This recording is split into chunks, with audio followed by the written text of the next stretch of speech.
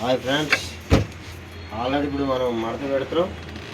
గింజి బట్టలు చేసిన తర్వాత ఎలా మడత పెట్టుకోవాలనేది చూపిస్తాను. దీని ప్రాసెస్ ఏంటో లాస్ట్ వరకు చూసేద్దాం.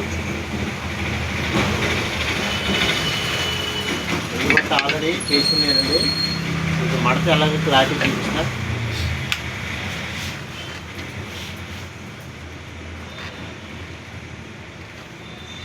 ఏం లేదండి, ఫస్ట్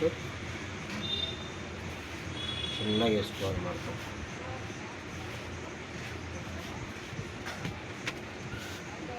ఇలా వేసుకొని ఇంతేనండి, ఇలా వేసుకుంటే ఇలా వస్తుంది షర్ట్. ఇప్పుడు ఈరోజు చేసాం కాబట్టి ఇది గింజ చెట్టు ఈరోజు అయింది కదండి. గింజ చెట్టు మనం దీన్ని ఏం చేయాలంటే చెప్తానండి.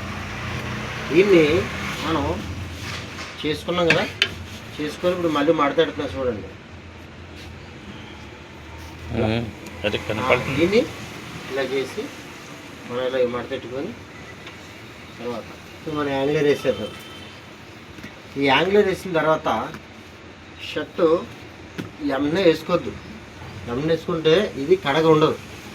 అయితే దీని ప్రాసెస్ ఏంటంటే, ఇది 2 రోజుల తర్వాత అయితే గంజి బాగా బిసికిపోతుంది కాబట్టి ఎండలో పెట్టామనుకో ఫుల్ కడగైపోతుంది.